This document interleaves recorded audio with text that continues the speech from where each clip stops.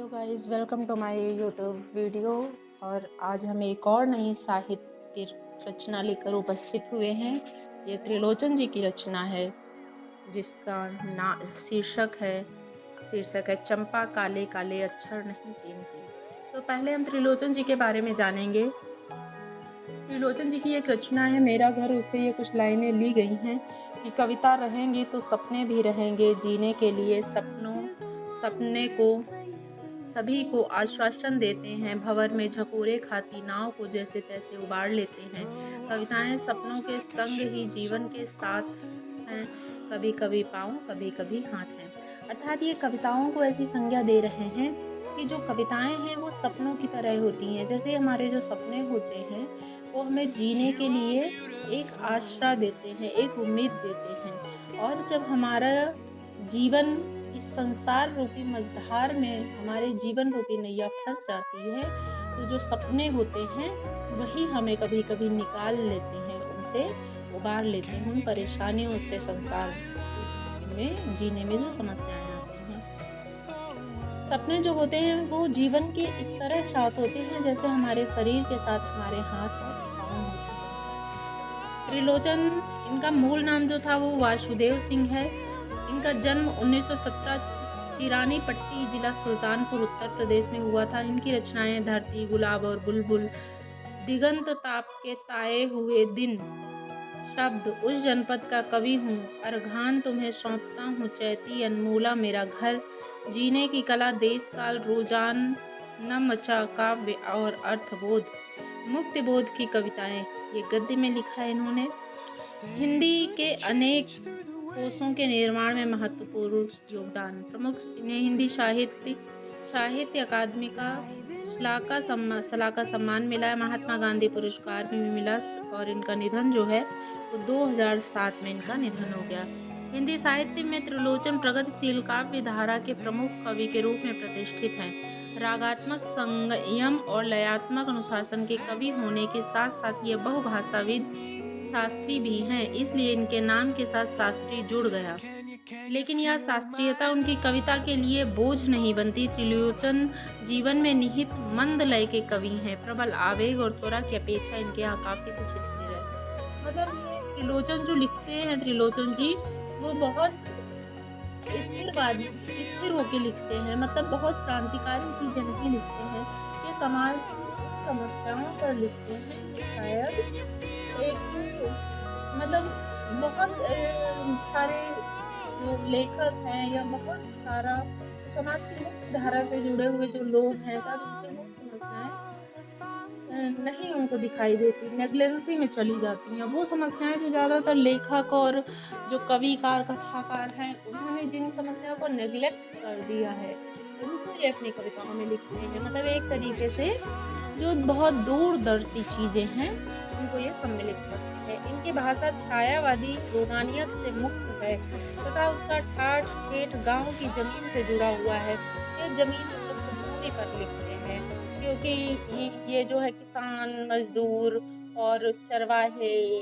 और मतलब ऐसे लोग जिन पर शायद बड़े बड़े लेखकों का ध्यान ही नहीं जाता है, वो उनकी समस्याओं को समझ ही नहीं सकते, उन सब चीजों को ये लिखते हैं। त्रिलोचन हिंदी में सोनेट,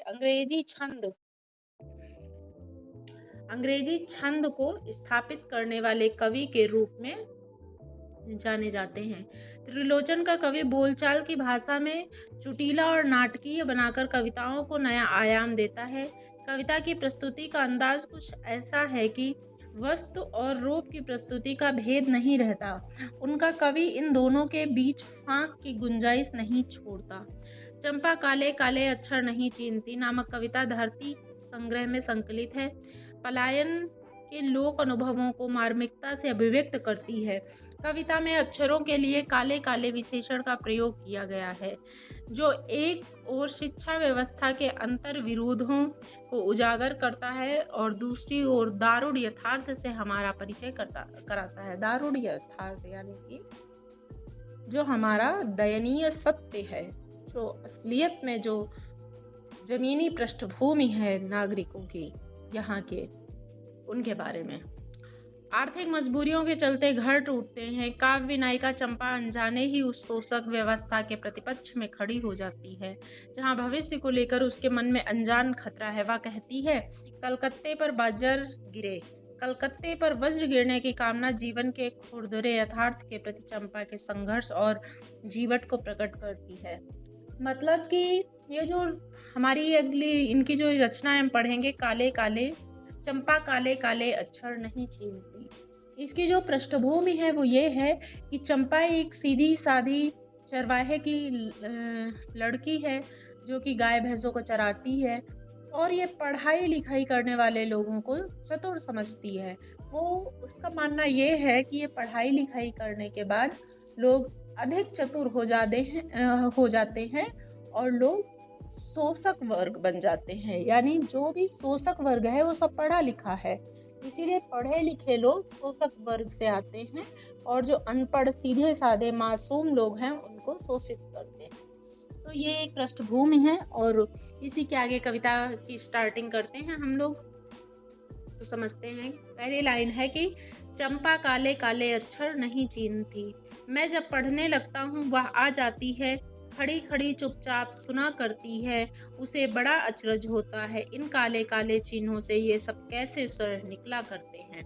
मतलब कवि कहता है कि जब कवि लिखने पढ़ने बैठता है तो जो चंपा है वो आके खड़ी हो जाती है और वो चुपचाप सुनती रहती है। क्या सुनती रहती है?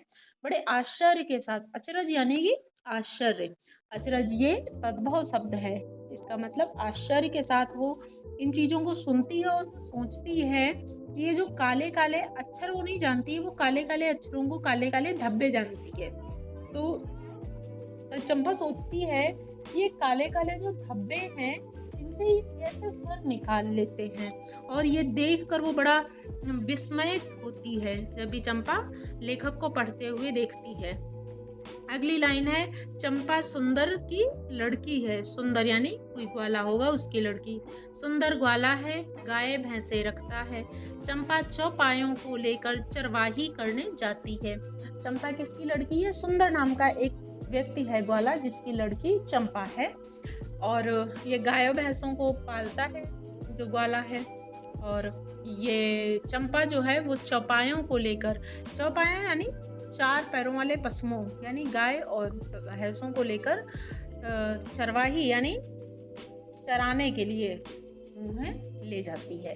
मतलब चंपा एक ऐसा कैरेक्टर लिया गया है जिसके जरिए समाज की उन व्यवस्थाओं, उन समस्याओं को उजागर करने की कोशिश कवि कर रहे हैं, जो अनपढ़ हैं और जो सब दिल से बहुत मासूम होते हैं, बहुत सच्चे होते हैं, लेकिन वो पढ़े लिखे नहीं होते हैं, लेकिन फिर भी उन्हें सब पता होता है कि कैसे पढ़े लिखे लोग चालाकियों के द्वारा उन अनपढ़ लोगों का शोषण कर रहे हैं।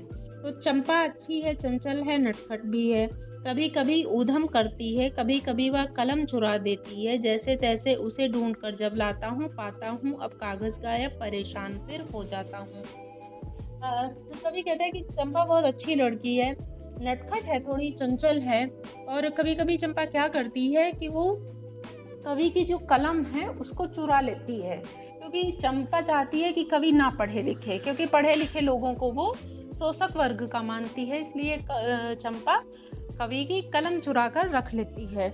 और फिर कवि क्या करता है, फिर किसी तरह वो ढूंढता है अपनी कलम को और फिर जो है ढूंढ कर लाता है। अब जब कलम ढूंढ के लाता है तो चंपा कागज छुपा देती है कि अब ये ना पढ़ पाए। मतलब चंपा का टारगेट रहता है कि ये किसी तरह पढ़ लिख ना पाए कवि जो है, और कवि चाहता है कि चंपा भी पढ़ लिख ले। तो आगे लाइन है कि चंपा कहती है, तुम कागज ही गोदा करते हो दिन भर, क्या यह काम बहुत अच्छा है? यह सुनकर मैं हंस देता हूँ, फिर चंपा चुप हो जाती है। मतलब चंपा पूछती है जो कवि से कि तुम दिन भर ये कागज पे क्या मतलब लिखते रहते हो, ये क्या करते रहते हो, क्योंकि जो अक्षर लिखे हैं कागज पे वो तो चंपा को काले धब्बे के समान नजर आते हैं, क्योंकि वो पढ़ी लिखी नहीं है तो उसे समझ ही नहीं आता कि ये क्या लिखा हुआ है। इसीलिए चंपा कवि से कहती है कि तुम ये क्या काले काले कागज जो है ये गोदते रहते हो दिन भर, क्या यह काम बहुत अच्छा होता है? तो ये सुनकर कवि को थोड़ा सा थोड़ी सी हंसी आ जाती है, थोड़ा सा उसे व्यंग जैसा लगता है। अगली लाइन है, उस दिन चंपा आई, मैंने कहा चंपा तुम भी पढ़ लो, हारे गाड़े काम सरेगा, गांधी बाबा की इच्छा है सब जन पढ़ना लिखना सीखें। बोलिए कवि बोले कि एक दिन जब चंपा मेरे पास आई तो मैंने चंपा से कहा कि चंपा तुम भी पढ़ लिख लो, हारे गाड़े यानी कभी मुसीबत में तुम्हारे काम आएगा ये पढ़ना लिखना। और गांधी बाबा यानी गांधी जी जो हैं उनकी भी यही इच्छा है कि सभी लोग पढ़ना लिखना सीखें, सबको पढ़ना लिखना आना चाहिए, ऐसी गांधी जी की इच्छा भी है। क्योंकि ये युग जो है वो गांधीवाद का ही युग चल रहा था, तो इसीलिए कवि कहते हैं कि गांधी जी के जन आंदोलन लोगों लोगों तक पहुंच चुके थे, जन जन उनको जानने लगा था, उनके जो तमाम जैसे कि जो बड़े बड़े उन्होंने असहयोग आंदोलन वगैरह किए थे उसके बाद। इसलिए गांधी जी का उदाहरण देकर चंपा को समझाते हैं कवि त्रिलोचन जी कि चंपा तुम भी पढ़ लो, तुम्हारे भी कभी मुसीबत में ये पढ़ाई लिखाई काम आएगी, और गांधी जी भी यही चाहते हैं। अब आगे चंपा क्या कहेगी देखो।